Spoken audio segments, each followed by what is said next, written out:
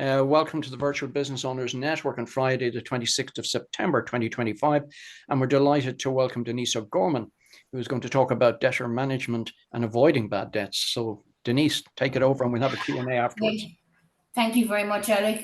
Good morning to everyone. I'm delighted to be here with the vBON today to talk about something that can make or break our business, how we manage our debtors and avoid bad debt. So as we know, cash flow is the lifeblood of any business. It doesn't matter how great your sales are, how innovative your product is, or how hard your team works. If you're not getting paid, your business is at risk.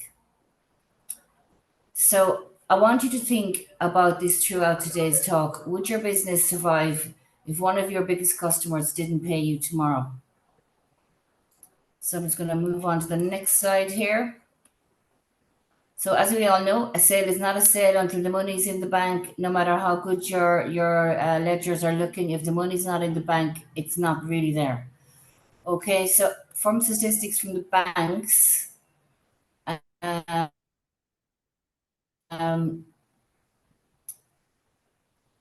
Ireland and the UK, late payments are one of the top reasons businesses struggle.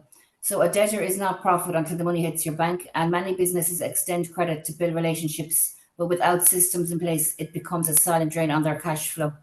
So some of the common mistakes that are made, businesses don't make clear terms. They don't set out clear terms when they start the business relationship or have them in writing or agreement.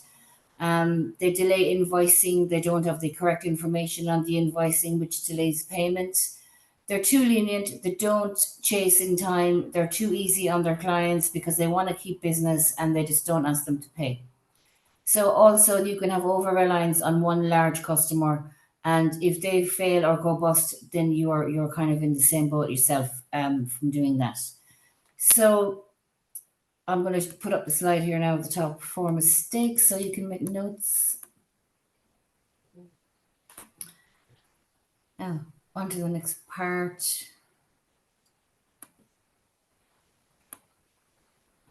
So the practical steps to manage your debtors. So this is where the good news comes in. There are straightforward steps every business can take. So as I said, you set clear credit terms, have it in writing, invoice promptly and accurately, have a follow-up system. Always follow up. If that invoice is late for payment, get on the phone straight away. Don't leave it hanging there. Know your customers, have a good relationship and a rapport so that you can pick up that phone and ask them and they're not getting offended.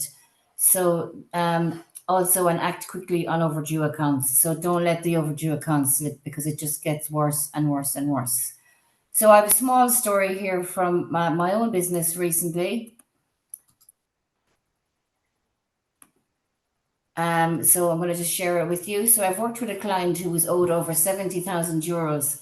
The invoices were months overdue. They were afraid to chase too hard and risk losing the business, but meanwhile, their own cash flow was crippled. So we stepped in, reviewed their processes, and applied consistent professional follow-up. Within 6 weeks, the full amount was recovered. Not only did this give them financial relief, it restored their confidence in enforcing credit terms. So the lesson there is to act early, act consistently, and don't be afraid to set boundaries. So how do we avoid bad debt? Bad debt is money that will never be recovered and it hits your profit line directly. So how do we reduce this risk? So I'm going to follow up there with a slide.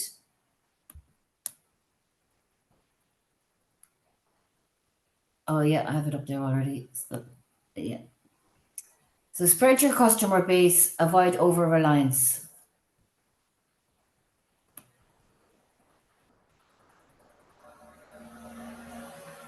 Consider credit insurance for large contracts so you've got that security if you don't get paid. And don't hesitate to outsource debt recovery if you're having a problem and you need help and you need somebody more professional. So just to remember, chasing payments is not aggressive, it's professional, consistent, and clear. So just to conclude, managing debtors isn't just about collecting money, it's about protecting your business, freeing up cash flow, and giving yourself the security to grow.